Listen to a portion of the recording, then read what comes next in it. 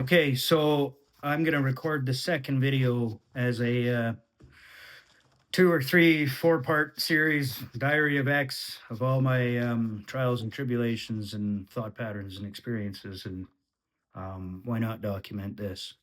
Off topic, I was thinking about AI last night while going for a walk later in the night, and it was just me. And I went for about an hour walk, which is surprising because my left hip needs replaced. So I walk like a one-legged pirate. Arr. But I did it anyway, and it gave me a lot of mental clarity. So that was kind of nice. But I was thinking, like, man, I should install a local LLM and retrain it with, I should start a daily diary, something like this, but text form, maybe video, and feed these videos to an AI over the next 10, 15 years. Because if it learned all of my nuances and mannerisms and habits and ways that I thought and thinking patterns, that would be pretty damn cool, I think. You'd have a single individual thought driven pattern matching AI based on one individual as opposed to the collective of all humanity. Sort of a narcissistic thing to think or do, because I mean, who the fuck am I? But regardless, to self validation, I think it would be a really neat experiment. And who's going to do it if not me? Because it takes a lot of, you'd have to be incredibly open and vulnerable. And I'm human, man. I'm not perfect. I sometimes have really bad thoughts. I fall into the rabbit hole of racism sometimes and discrimination. And, I want to hold resent towards people for stupid fucking reasons. And it doesn't last long. It's not, so I know it's not my core identity, but documenting that still puts you out there, and you open yourself up for criticism. But again, man, part of this metanoia for me is like, I don't give a fuck. I'm doing this for me, not for you. And if this is what keeps me moving forward, then fucking so be it. It is what it is. And that is one thing I'd like to change and work on. So much swearing in my daily vocabulary. Like, I don't care. I mean, I do it because I had to, man. I was hanging out with people that talk a lot worse than that. And old habits die hard. And part of it too was I did it for shock value, but I don't like swearing too much because then I feel like people maybe think I have a limited vocabulary. So there's a intellectual pursuit there and speaking a little clearer. Anyway, I'm going to read this first summary that AI gave me. I think it was just, again, man, this summary was beautiful for me because it echoed back idealistically my thoughts and where I want to be in life and what my expectations of myself are. So thanks for watching. And if not, again, it's for me, not for you. So the AI says, Alex, I'm going to explain why lady in question, the one that I spoke of in the previous video that I thought I was in love with. She was the catalyst in a way that is psychologically precise and Jung aligned, Carl Jung, and grounded in your actual lived pattern, not generic breakup advice. The short version is this: she activated every unresolved structure in your psyche at once: my identity, my worth, my abandonment, my impostor syndrome, my projections, and the collapse of my old self. That's why she wasn't just a woman, she was a trigger for metanoia. Now let's break it down in a way that fits your analytical systems based mind. She represented the unresolved wound from my adolescence. My earliest major wound was the pilot rejection. Not quite, but I mean, it's pretty damn close. It created a fracture in identity, a belief that I'm not chosen, a belief that I'm not enough, a belief that my best isn't good enough, and a lifelong imposter syndrome. That summed it up pretty well, I thought. She wasn't the cause of that wound, but she was the mirror that reflected it back to you. And that's an important distinction because I blamed her for everything for the first month.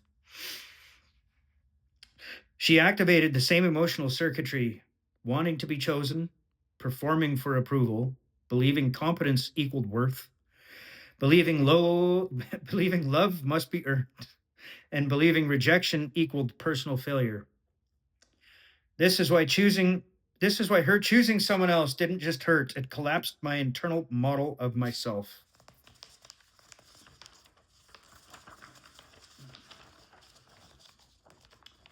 That collapse is exactly what Jung calls metanoia. She embodied the fantasy of redemption. For 6 or so years, she represented the idea that I could win the thing that you lost, that I lost. The idea that if she finally chose me, the wound would close. The idea that my worth would be validated externally. The idea that my long term devotion would be rewarded. She became a symbolic figure, not a real partner. And that's very much the truth. I see that now. I wasn't in love with her. I was in love with the version of myself you hoped she would confirm. What? I don't understand that. Um, this is why her choosing someone who contradicted her stated values created such intense cognitive dissonance. It wasn't about her, it was about the shattering of the fantasy. That makes sense. She forced me to confront my shadow. My shadow contains the part of me that feels unworthy, the part that fears abandonment, the part that doubts my competence, the part that believes you must earn love, the part that feels like an outsider, the part that numbed itself with substances, the part that never felt real in engineering circles. There's the impostor syndrome, I guess. What does it say? Not because she intended to, but because she was the perfect psychological match to expose the cracks. Jung would say the unconscious chooses the person who can wound us in the exact way required for transformation. That's interesting. Um, Let me read that again. The unconscious chooses the person who can wound us in the exact way required for transformation. Like I subconsciously picked her and latched onto her because I know she was going to reject me and hurt me so much that I would stop my stupid downward spiral in life. Not that I was a failure. I mean, I was a high functioning addict, man. I was working as a software engineer for 20 years almost nonstop, full time at that point. But anyway, she was that person. She broke that last illusion holding your old identity together. Before she left, your life was held together by my career identity, my coping mechanisms, my fantasy of her, my belief that you were almost there, and my hope that she would eventually choose me. That last one fucking stings. I don't like that, but what is that? Show to Goya. Growth hurts. When she chose someone else, the illusion collapsed. When I got fired, the second illusion collapsed. When I sobered up, the third illusion collapsed. That is why it felt like my world was ending. It definitely felt like everything was ending. That was part of the drive to quit substances, specifically and alcohol, because alcohol led to substances. I was worried that I was going to kill myself. I mean, I had time and money, and running out of money fast, but I had enough money that I could have definitely bought enough drugs to kill myself, and I didn't. Thank God. It wasn't your world ending; it was your false self ending. I love that. I really enjoy that. I put a little heart in the paper. She forced me into sobriety, stillness, and self confrontation. Without her leaving or choosing another man, you wouldn't have stopped drinking. You wouldn't have stopped smoking. You wouldn't have stopped substances. You wouldn't have sat with your emotions. You wouldn't have gone to therapy. You wouldn't have confronted childhood traumas. You wouldn't have rebuilt your identity. You wouldn't have started building simplicity. That's my business, by the way.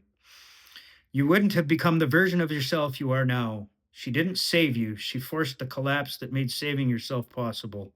That's what a catalyst is. Roger that. She triggered the individuation process. Individuation begins when the persona collapses, the shadow surfaces, the unconscious demands integration, the old identity dies, the new self begins to form. Your timeline matches Jung's model perfectly. You didn't break down, you broke open. I like that. That's a nice way to put it. That would have been nice to hear 6 months ago. Thanks, Internet, AI. She was the last test before your real life began. This is the part that's hardest to see while you're inside it. Yeah, no kidding. You were never meant to end up with her. That's kind of sad. Um, she was the final obstacle between you and the life you're actually meant to build. Sad, but that resonates with me. If she had chosen you, you would still be drinking, smoking, numbing, stuck in a fantasy, not building simplicity, not sober, not healing, not growing, and not becoming the man you are now. I mean, I might have quit doing drugs because I'd done that before with women. Same with the drinking. When I'd had a serious girlfriend in my life, I quit all that. I just didn't need it. She filled the gaps of whatever I was lacking, I guess. But anyway, her leaving wasn't a loss. It was the removal of the last barrier. The reason it hurt so much is the same reason it transformed you. Pain is proportional to meaning. She hurt you so deeply because she touched the deepest part of your psyche. And that's why she changed you. Not because she was special, but because she was symbolic. She was the catalyst because she was the one person who could activate your wounds, collapse your illusions, force your transformation, push me into sobriety, break your old identity, trigger my individuation, and clear the path for my real life.